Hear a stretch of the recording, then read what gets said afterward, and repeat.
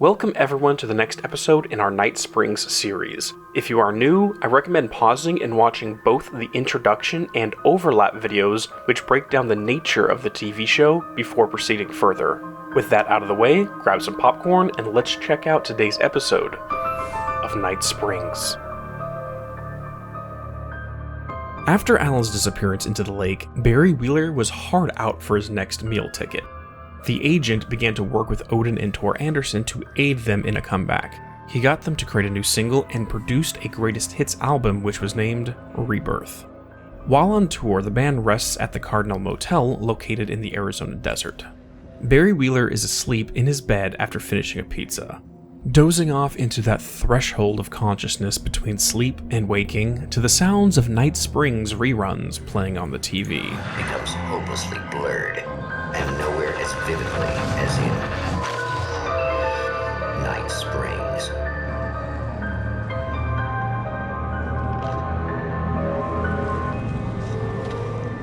The man before you is a champion of light. He is part of a conflict between darkness and light that is both ancient and eternal.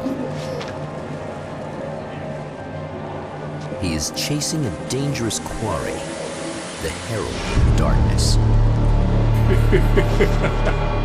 His evil doppelganger, known only as Mr. Scratch.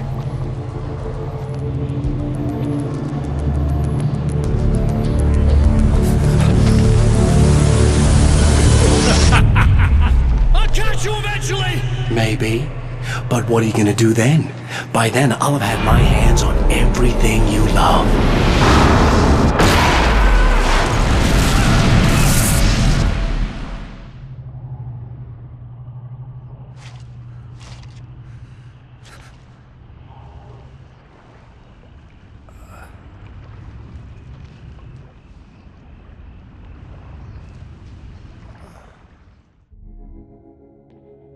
The man has been brutally spat out from the darkness that surrounds the shores of our reality. He has come to fight a decisive battle in Night Springs. While this episode doesn't get an official title, based upon the characters involved, it can be called either the Champion of Light or the Herald of Darkness. Personally, Herald of Darkness makes for a spookier title, so I'm going with that. In the previous edition of this Night Springs series, we discussed overlaps and how Night Springs can be placed within them for a time. This episode coincidentally takes place in the Arizona desert as well, possibly nearby where Barry and the old gods are resting. The events of the narrative involve a looping plot. There is a signal in the stars, and the champion is able to use it to alter reality, to defeat the Herald of Darkness, Mr. Scratch. However, each time through the loop, he only gets 1/3 of the message. Upon defeat, he is sent back to the beginning to try again, this time armed with the knowledge of how things went during the previous time around the spiral. I have done previous videos getting into the details of this game/episode. I'll leave a link below if you're curious. What I'm more focused on for this video is the details of how this episode fits into the overlap model that Alan Wake 2 established. If a work of fiction must echo things that happened in reality, then we can use the fiction here to get an idea about what really happened to these characters in the real world. Let's take this one chapter at a time and try to figure things out. The first section involves a motel in Desert Shore.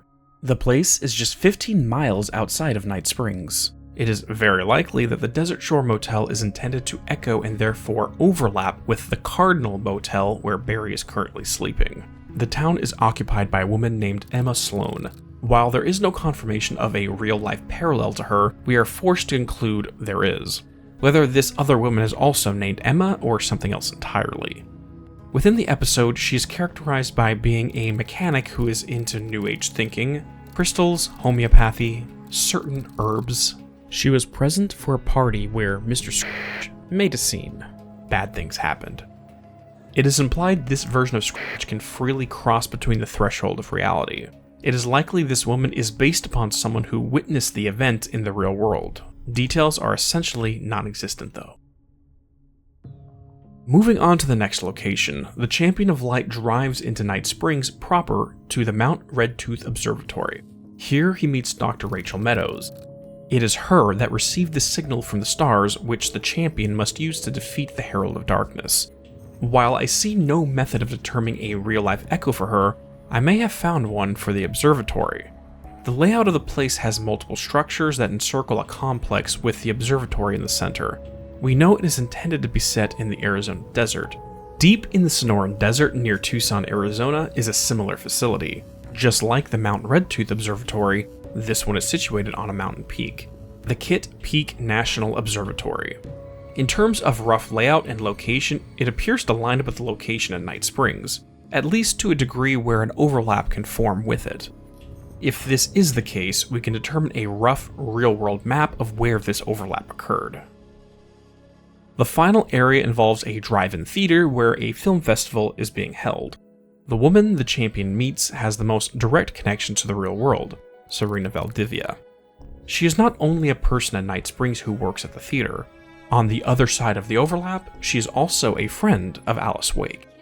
You see, after Alan's disappearance, the urban legends surrounding him got worse, making him out to be a serial killer. These stories filtered through into the dark place and defined the nature of Mr. Scratch. Remember, stories on both sides of the lake can influence one another. It is not just a one-way street. In collaboration with her friend Serena, Alice makes a documentary intending to reveal to the world the Alan Wake she knew. Not the urban legend serial killer, but the real man. There is a story to be told at this final area. The Night Springs variant of Serena assists the champion to play Alice's documentary. Serena, in reality, assists Alice in making it in the first place. It is very likely that this drive-in theater overlaps with the real-life location where this film festival took place. In Alan Wake 2, Alice is wearing a t-shirt she received from this festival, confirming this event did occur. On top of that, if the geography of Night Springs and this area of Arizona is similar, we may have an explanation as to why Barry was in town. He was probably there to support Alice in her film festival, to see the Sunshine documentary about his best friend, who is now lost. Night Springs is more than just a TV show. It has lingering effects on reality. The episodes are defined by real things, even if the details are a little different.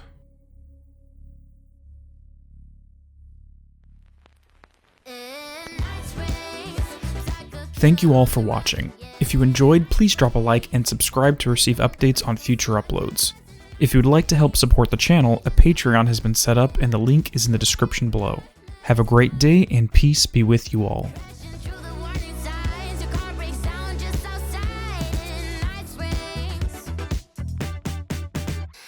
Versions of this sound.